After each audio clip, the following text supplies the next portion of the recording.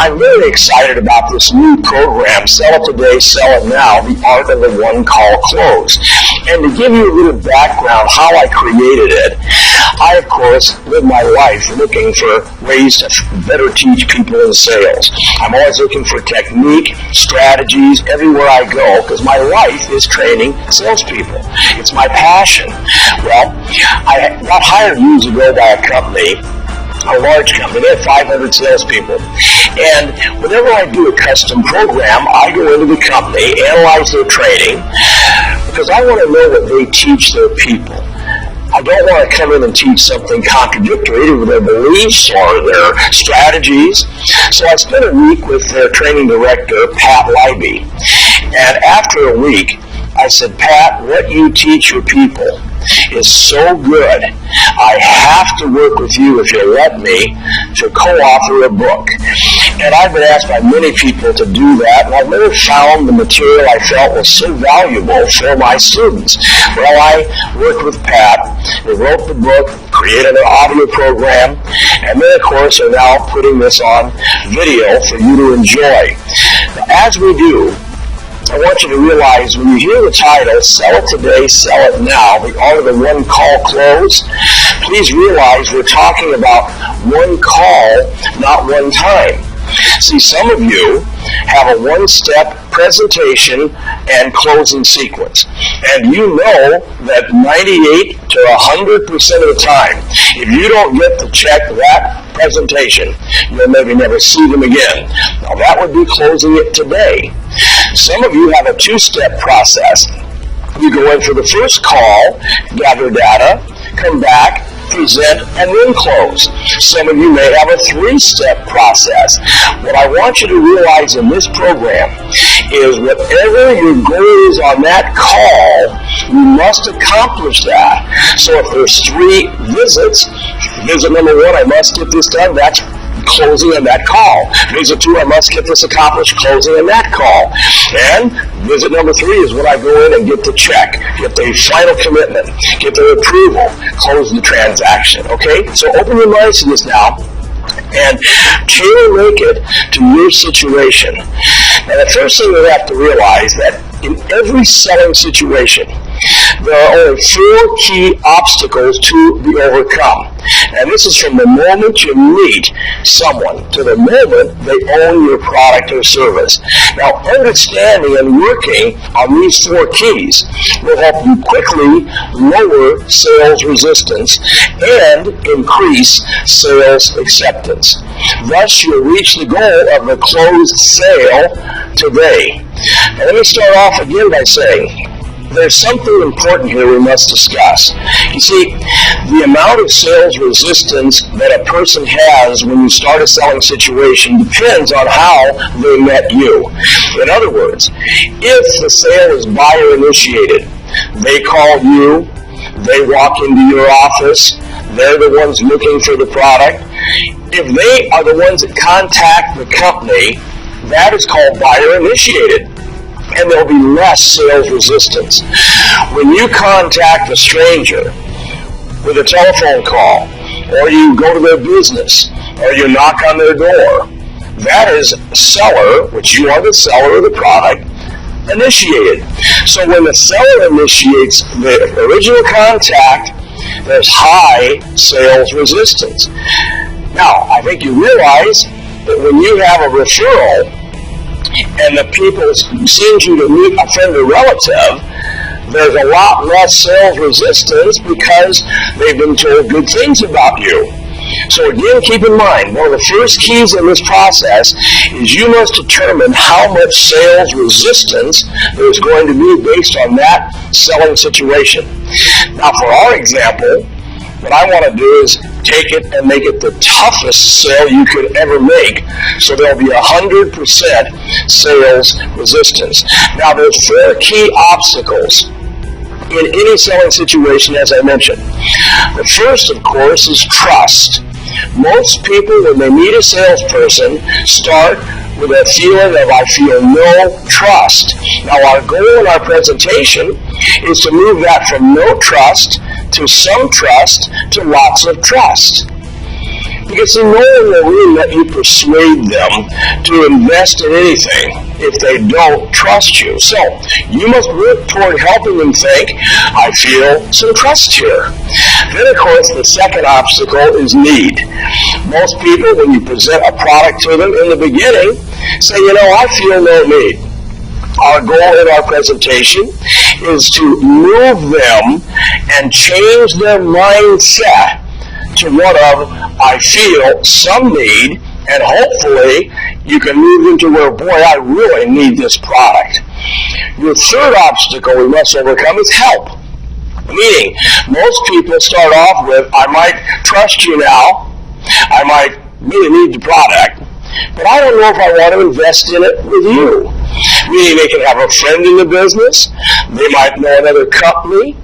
So no one wants to ever admit they're helpless. However, you can help someone see that you provide answers in areas where they may not be as well informed because you are the professional and you know exactly what's best for them based on your experience. So you need to change their mindset to one of, I want your help, you see. They want you. You're part of the equation now. And then, of course, the fourth obstacle is hurry. They may trust you now, they may have a need, they may want your help, but now we have a challenge in a procrastinating society where I feel no hurry. Tie in with the word hurry the word urgency, because one of the keys to a great presentation is we must create urgency throughout the entire presentation. Now, unless there's an emergency situation, no one is going to be in a hurry to purchase anything. Your job is to help them see that by taking care of the buying decision today, they'll be better off than if they wait.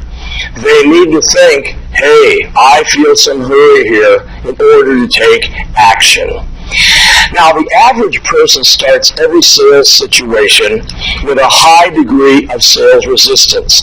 Now, remember, it depends on how the original contact started. To just have you remember that, a referral, lower sales resistance. They contact you, lower sales resistance. You call them, contact, you start the process. They don't know who you are when you begin. High sales resistance. So, when I started to develop this program, I thought, how can I visually have people see the process of reducing sales resistance and increasing sales acceptance? So what I decided to do was use the thermometer, because your goal is to see visually how we lower it, and we're going to do it in 10-degree increments. So your job is to lower their sales resistance by degrees until it reaches 0 degrees. And that's our goal. So watch the thermometers as we do this presentation, because it'll visually show you how our job has to be handled in closing on this visit. Please realize too many salespeople who are untrained try to increase sales acceptance before they've done an adequate job in the proper sequence of reducing sales resistance.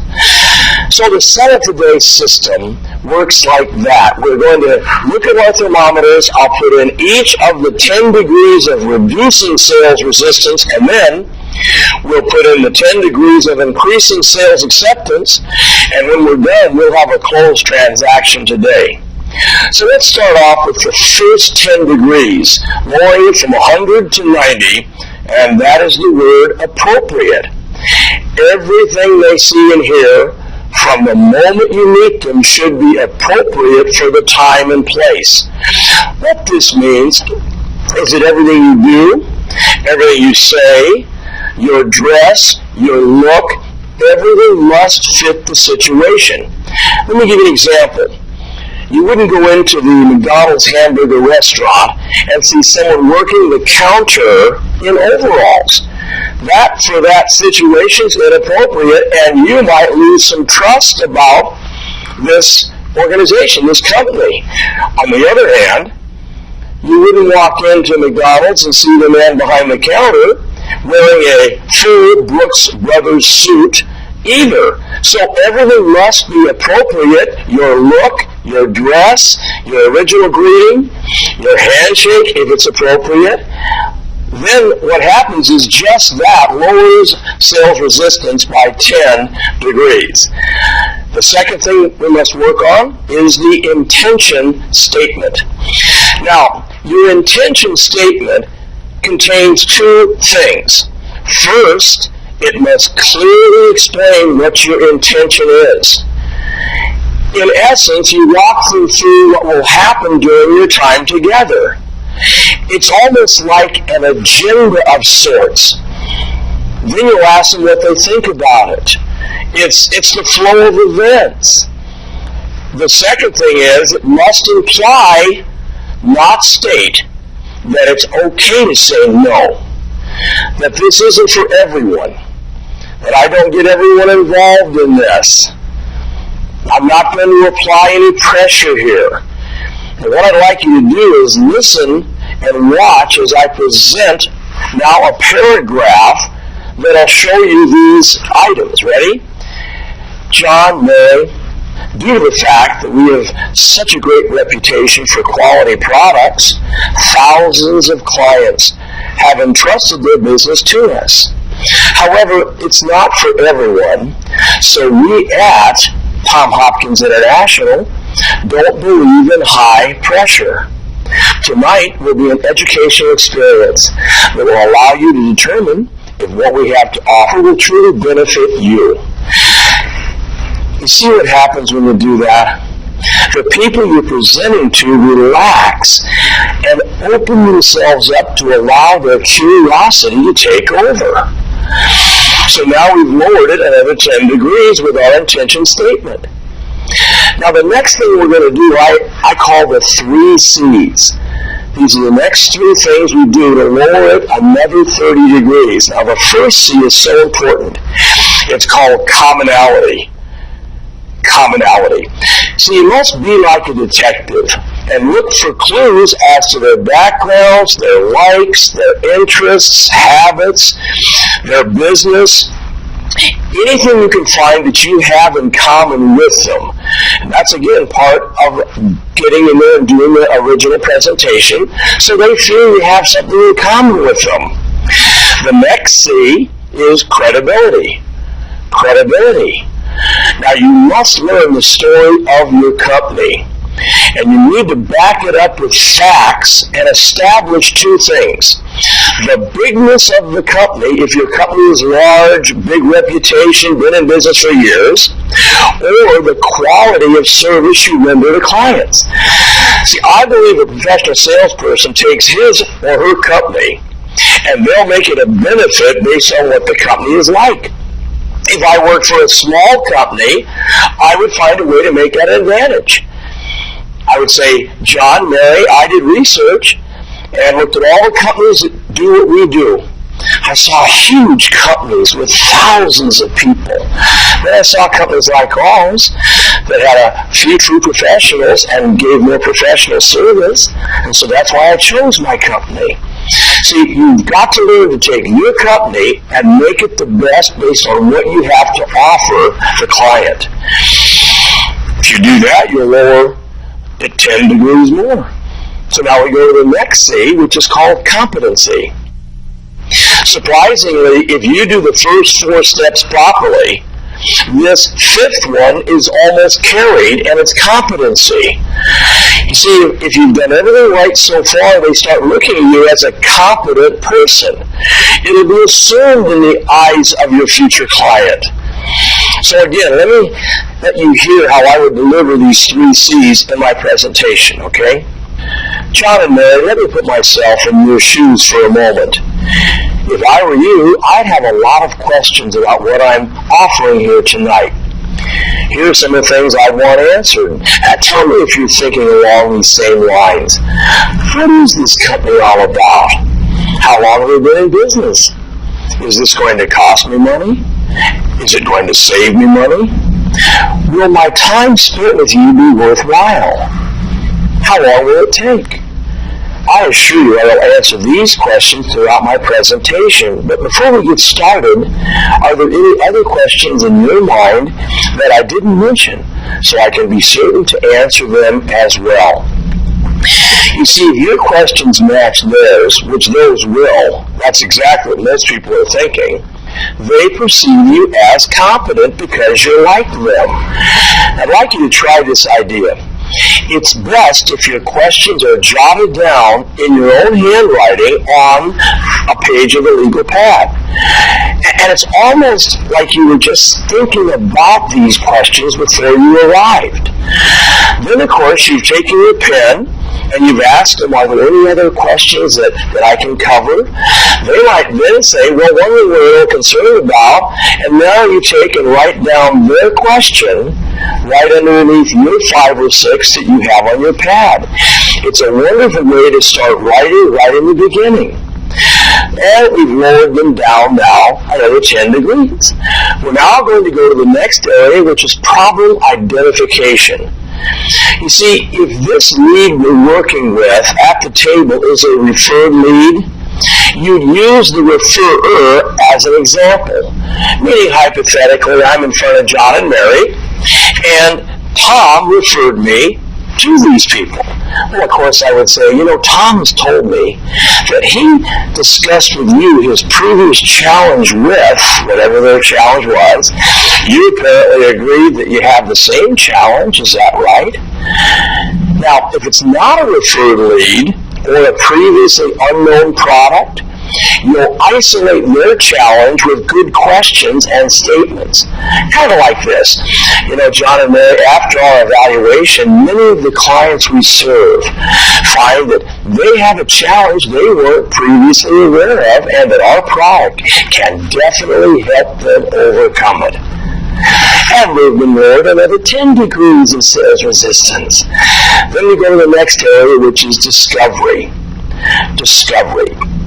Here you educate them as to the value of gathering in-depth information. Using the art of questioning, we help them discover they not only have a need, but there is urgency to make a decision to go ahead.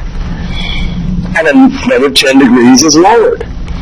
Then we go to qualify, which is next. Now here's where we would use our needs formula. Remember, NEADS, where we establish just what their qualification and needs are. We're going to find out what do they have now, what do they enjoy, what would they like to alter, who is the decision maker, and yes, after all of that, we have the solution. Then we go to our next area, which is called need acknowledgement. And we would just say, John and Mary, based on what we have just discussed, wouldn't you agree that this is something your family or your company could benefit from? See, all we're doing here is getting them to acknowledge there could be a need. Now, some of you are going to be sitting in front of a couple or a committee, a group, where they made a decision before you came in that for no reason are they going to say yes today. Now, you'll have some people so strong in this area that you'll feel it when you first walk in. I mean, I sit down and I've done these steps and I can just tell because I'm not getting much input from them. So I say to myself, well, number 10 is very important here, our next step, and that's called PACT acknowledgement. And it might go like this. John and Mary, I'll bet when you set the appointment to see us tonight, you didn't say to yourself, this is wonderful. We're going to spend money and invest in a new product tonight, did you?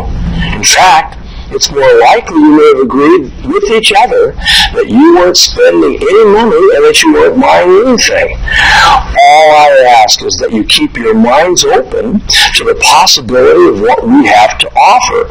Is that fair? Now you notice what we've also done here? This is your first attempt to get a commitment to say yes to the purchase or to do what your research reveals when you come back with that information. So if we've done all that right, you notice they had 100% sales resistance. We then have got them some trust. We've got the need, and we're now to 0 degrees on our sales resistance thermometer. So now it's time to go up the other thermometer, which is our sales acceptance thermometer.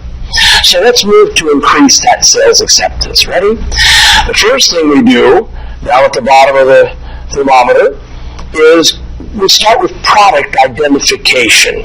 When your recommendation as to the product or service is selected, you let them know how exciting the results are. See, if I came back on the second visit, I'd start off by establishing rapport, as we always do the next time in. How have you guys been? Gee, it's been 4 days. Anything new exciting in your life? The weather's been kind of funny, hasn't it? In fact, I think we're about 8 degrees warmer than normal right now. See, we get the rapport established, visit a minute, and then you'd say, you know, John and Mary, based on the information you provided the last time I was here, our recommendation for you is, and you'll let them know what you feel is best for them. You'll now discuss company experience. You see, help them to understand how large a client base has been satisfied. You might say it this way, you know, John and Mary, based on all the years and thousands of clients we've served, most of the recommendations we have tonight are similar to all the other people that we've satisfied with our product. Then you'll go to the next area, which is salesperson expertise. You see, it's important they know that you are a professional. So you're going to share with them your track record with the company. Now, of course, if you're new, and that this can be a challenge if you don't have much of a track record, but what you can share with them is that you are in essence the go-between and are supported by experts at the company. Something like this, you know, John and Mary, I chose our company because combined we have over 100 years of experience just in my manager and the 2 people I work with. So we're really on target as far as what we can do for you. Also, you must express that these recommendations are the sum total of some of the greatest expertise in your field. Always do this too. Have third-party information available. This can be photos of yourself receiving an award. It could be that article in the paper that you got put in because you were the top person last quarter in your company. It also can be letters from satisfied clients. These would be those proof letters. For example, try it this way. John and Mary, here's a letter I received from a client who said yes to what our research revealed. And you hand them the letter. I will suggest, if it's a long letter, use a yellow highlighter so that their eyes go to the main things you want them to pick off of that letter. And you've increased sales acceptance another 10 degrees. Now we go to third-party endorsements. This is where you show positive articles from a newspaper or magazine about your company. And please, as a professional salesperson, whenever anything comes out in the paper, the magazine, about your company and it's positive, take it out, laminate it, make sure you keep it clean and crisp so you can show the person. See, people believe what other people say about your company more than what you say about it. And we've increased sales acceptance another 10 degrees. Our next area is called product features.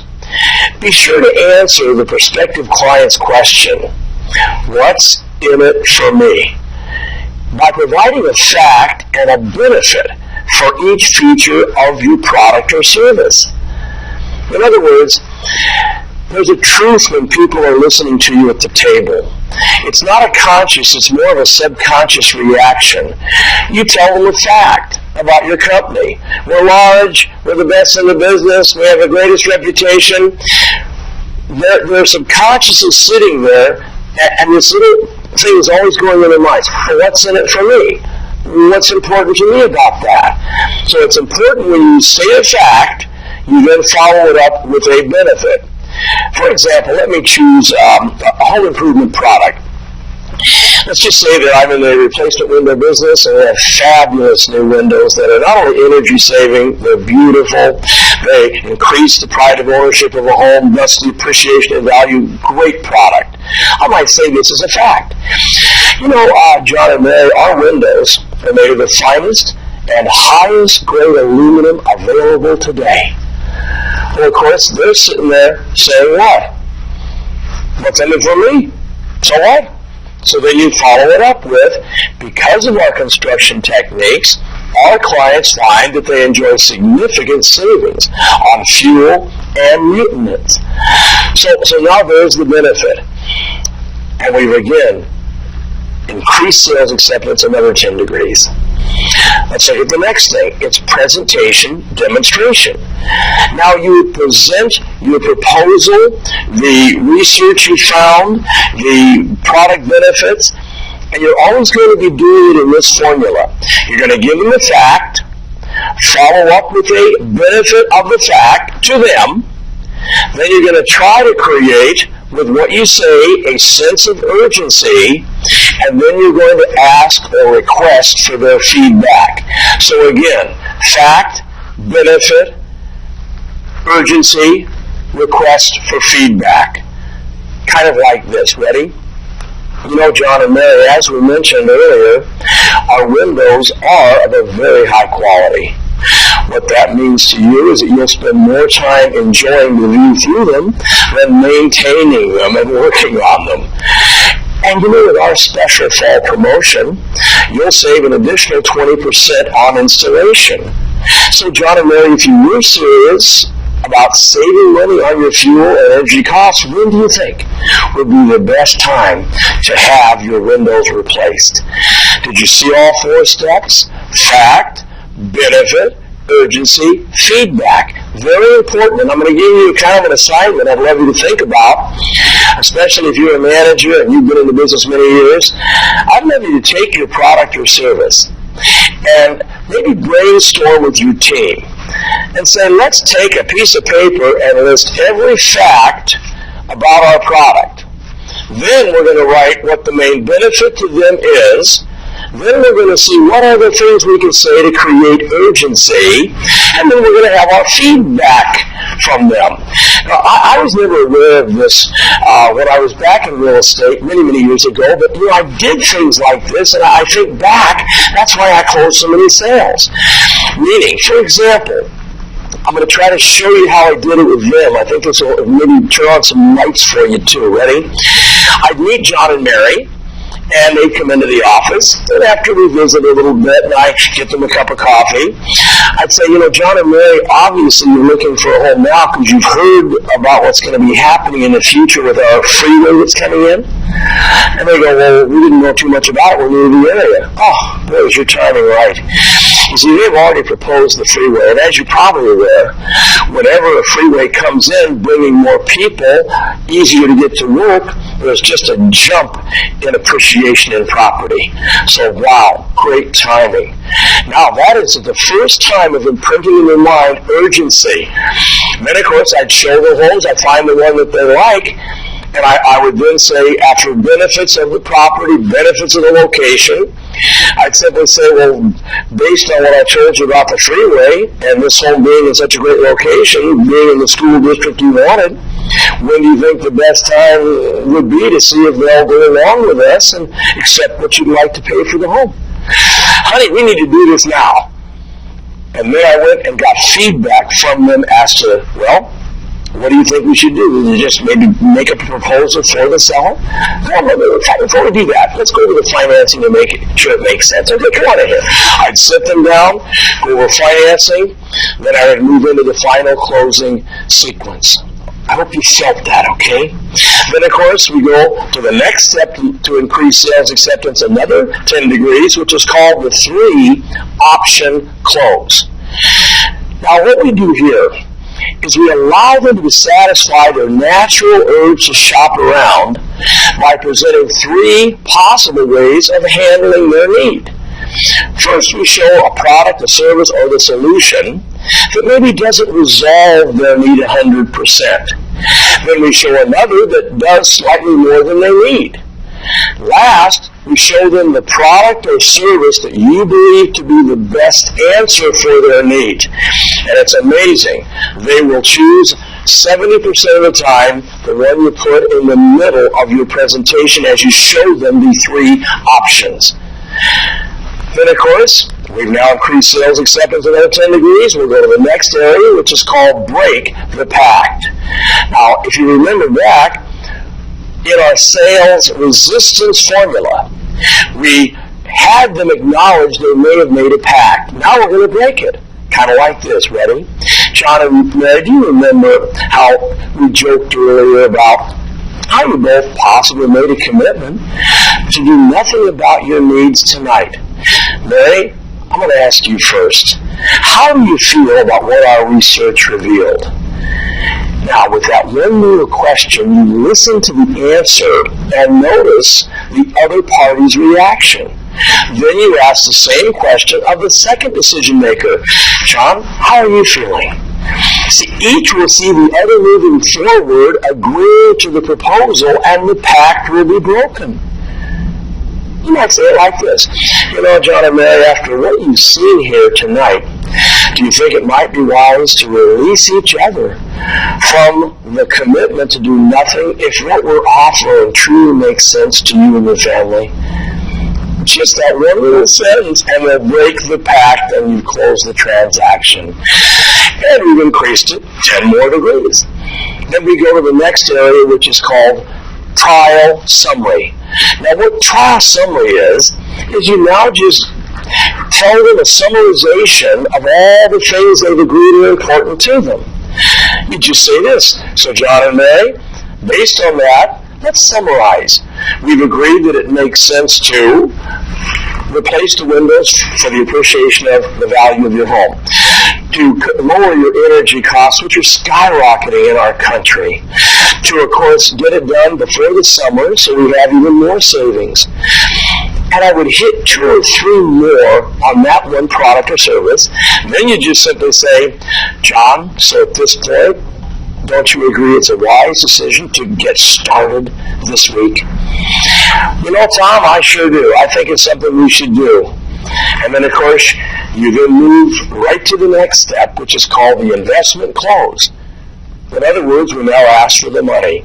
You just smile and say, so to get started right now, we'll need a check in the amount of, and we'll get your approval right here on our paperwork. Oh, I hope that you will work on these 2 thermometers. I also hope that you'll take each step, and if it's not quite right for your product or service, that's one of your goals in the training, to tailor make it. For you that are brand new, a lot of this may not have a lot of meaning till you get to the table or the desk of presentation numerous times. That's why it's so important you review it. You take your workbook, you analyze the 10 steps of reducing sales resistance, the 10 increasing sales acceptance. You make all this part of your presentation, and I promise you'll be stronger at the table in presenting. You'll handle areas of concern better. You'll close more sales. You'll get more referrals. Your income will go up, and that's what this is all about. Don't you agree?